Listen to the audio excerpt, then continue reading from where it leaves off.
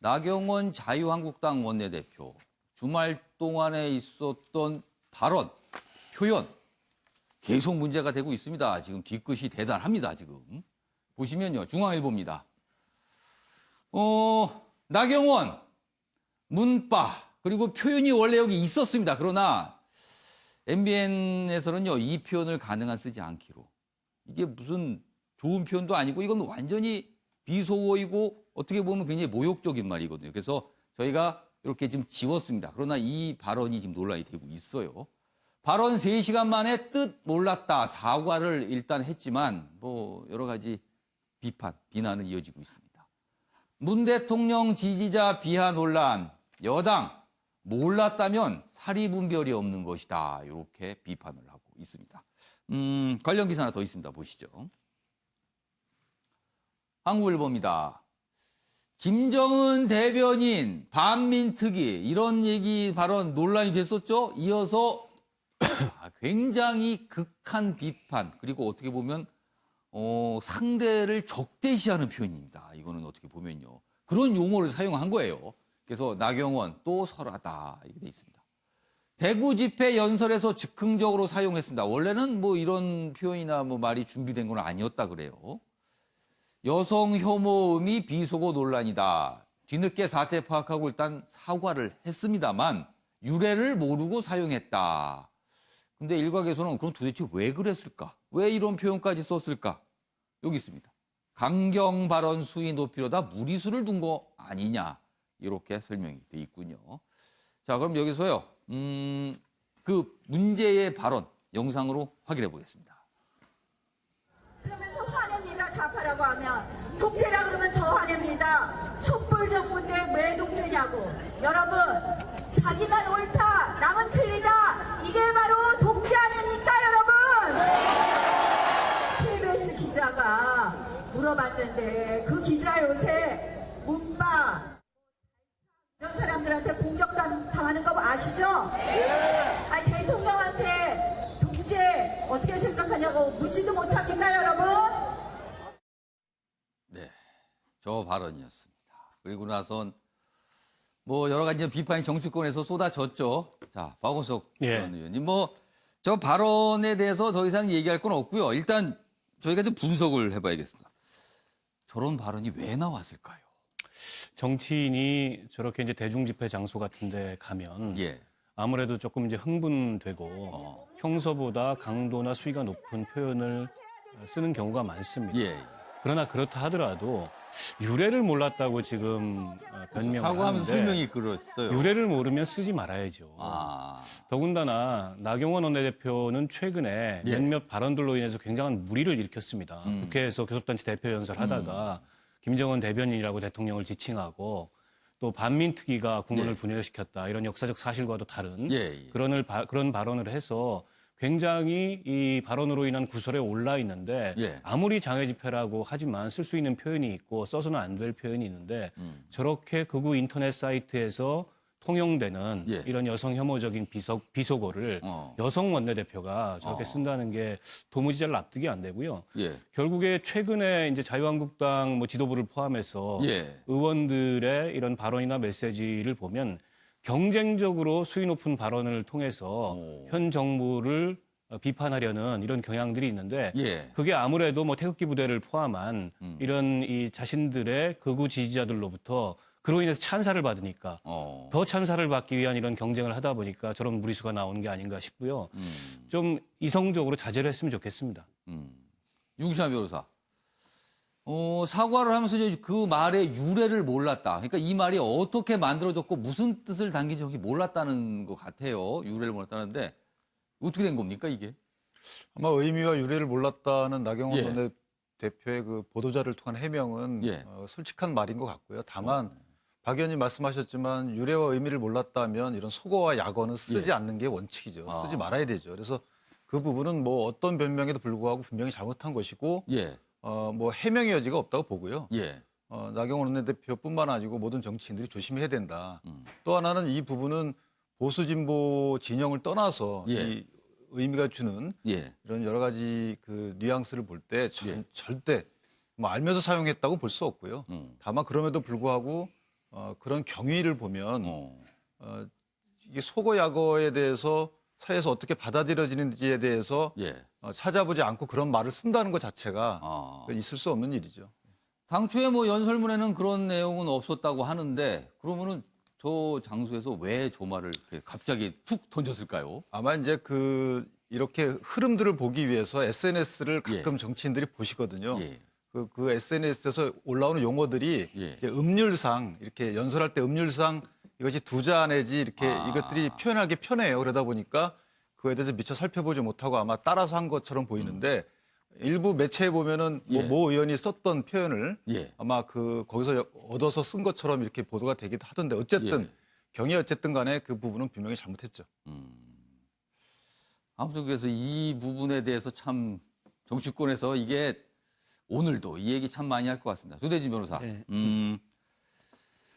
아까 기사 중에요. 아까 봤던 기사 중에 뭐 강경 발언을 왜 저렇게 뭐 하는가, 뭐 지지자를 결집시키기 위한 거 아닌가, 뭐 이런 분석들이 있는데 조대진 변호사 보시기에는 이게 도움이 될까요? 나경원 원내대표 개인이나 자유한국당의 최근의 어떤 움직임에 도움이 되는 겁니까? 아니면 오히려 도움이 안 되는 겁니까? 제가 묻고 싶은데요. 나경원 원내대표뿐만이 아니라 지금 자유한국당에 있는 그 많은 의원들이 아까도 짚어주셨지만 되게 강경 발언을 많이 하고 있지 않습니까? 특히 뭐 문재인 정부를 독재 정권이라고 된지 뭐 이런 정도의 표현을 하고 있는데 일단 주목받고 보자라는 식의 생각 때문에 뭐 내년 총선이 있으니까요. 뭐 그런 정치인의 마음은 이해는 합니다만은 정치인들이 할 말이 있고 안 할 말이 있는데 이게 제가 물어보고 싶습니다. 문재인 정부가 독재 정권에 어떤 요소를 갖추고 있는지 그리고 본인들이야말로 독재 정권의 후신이라고 볼 수도 있는 여러 가지 여지들이 있지 않습니까? 그럼에도 불구하고 저는 감히 어떻게 독재 정권이란 말을 쓸 수가 있느냐 이 부분에 대해서 되게 비판을 하고 싶습니다.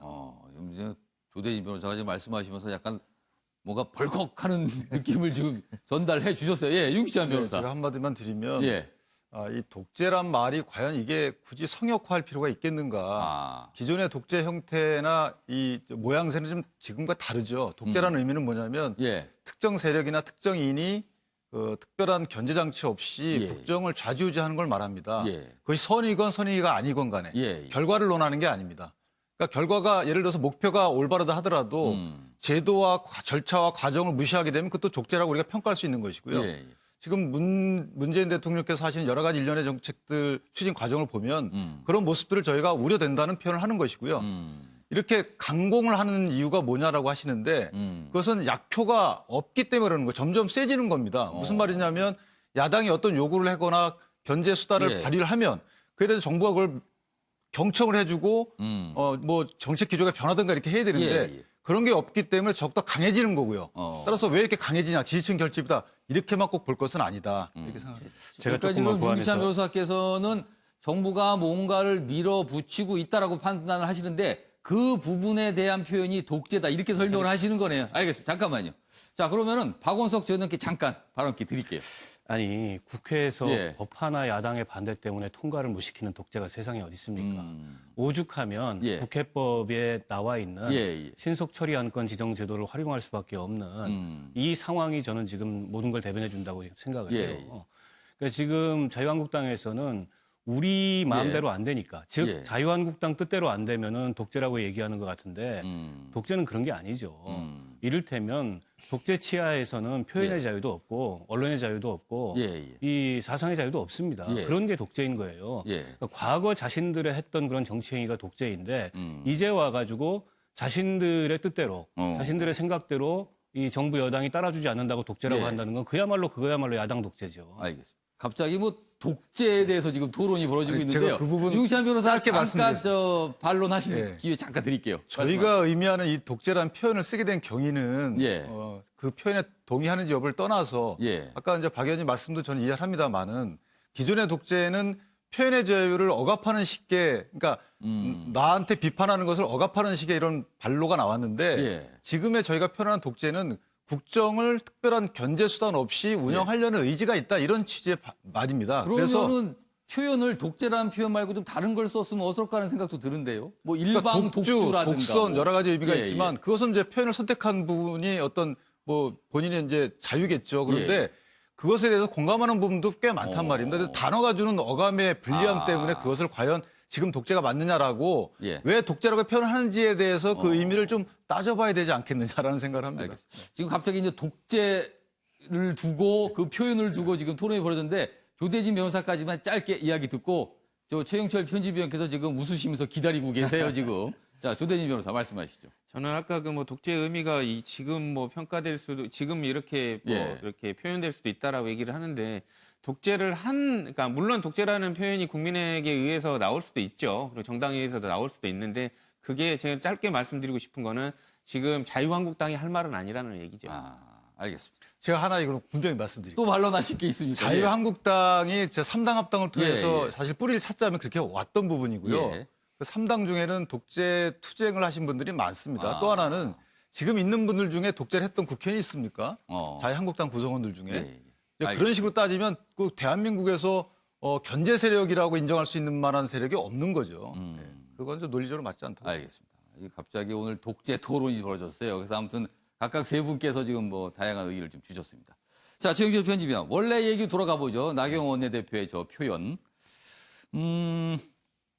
글쎄요. 최근에 자유한국당 지지율이 상승을 좀 했습니다. 그리고 여당 지지율을 꽤 많이 이제 쫓아가고 있거든요. 이런 상황에서 지금 글쎄요. 도움이 될까요? 이런 설화. 어떻게 보세요? 일단 나경원 원내대표 그리고 자유한국당 입장에서는 예. 축구장에서 예. 자꾸 레드카드 주고 자꾸 쫓아내니까 결국에는 야구장으로 온 겁니다. 들판 야구장으로 와서 지금 야구를 하고 있는 거죠. 난 축구를 못 하겠다. 그러면은 축구장은 국회. 그렇죠. 야구장은 축구장은 너희끼리 장외. 해라. 그렇죠. 야구장에서 축구장의 저 나쁜 그 행태들을 예. 아까 뭐 독재 얘기했지만 견제와 균형이 무너진 민주주의다. 예. 그렇게 축구장이 엉망이 되니까 우리는 예. 야구장에서 축구장에 잘못된 것을 얘기해 주겠다. 예. 왜냐하면 축구장에서는 마이크 다 뺏어버리니까. 그렇게 해서 나온 겁니다. 지금 예. 야구장으로 나왔는데 야구장에 나온 것까지는 좋은데 예. 야구를 잘 못하죠. 축구만 계속 하다가 이제 야구를 해보니까 지금 헛방망이질을 자꾸 하시는 건데 결국에는 보수가 예. 그러니까 제가 아까 축구와 야구를 비교했지만 축구 선수는 축구 선수로서 잘하는 것이 있는데 예. 그러니까 야구장에 와서도 축구 선수가 잘했던 것을 지키고 나가야 하는데 나 원내대표는 그 잘하는 것을 버리고 못하는 자꾸 방망이를 휘두르니까 자꾸 헛스윙이 나오고 있다. 그럼 이번에 헛스윙을 한 거네요. 그렇죠. 보수는 품격을 지켜야죠. 정제된 언어. 아. 예를 들어 영국의 보수주의가 예. 오랫동안 영국의 지배를 하고 그리고 룰링 파티가 됐던 것은 예. 결국 품격을 지켜왔기 때문이죠. 예. 바다 건너 프랑스에서 혁명이 일어나서 50만 명이 죽고 단두대 기호틴에 올라서 4만 명이 죽는 것을 보고 예. 의회주의를 지켜야 되겠구나. 그리고 급격한 변화를 막아야 되겠구나. 그래서 영국의 보수는 품격을 지켰던 겁니다. 예. 그렇기 때문에 영국은 프랑스 혁명처럼 급격한 사회 변화가 없었던 거죠. 그렇기 때문에 보수가 왜 품격을 지켜야 하는지를 영국이 보여주는 것이죠. 예. 그렇기 때문에 자유한국당도 자신이 잘 못하는 것을 자꾸 하다 보면 예. 결국에는 꼴찌가 됩니다.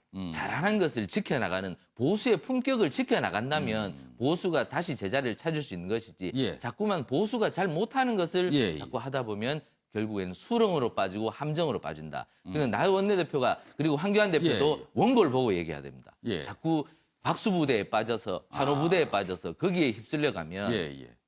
나중에 정권을 잡아서도 포퓰리즘 정부가 됩니다. 그렇기 때문에 이성을 갖고 절제된 언어를 사용하는 것이 바로 보수의 품격이 말고 자유한국당도 장외 집회에서도 그 부분을 유념해둬야 할 겁니다. 그러니까 보수라면 품격을 지켜야 되는데 그 부분을 놓쳤다. 이 지적이시네요.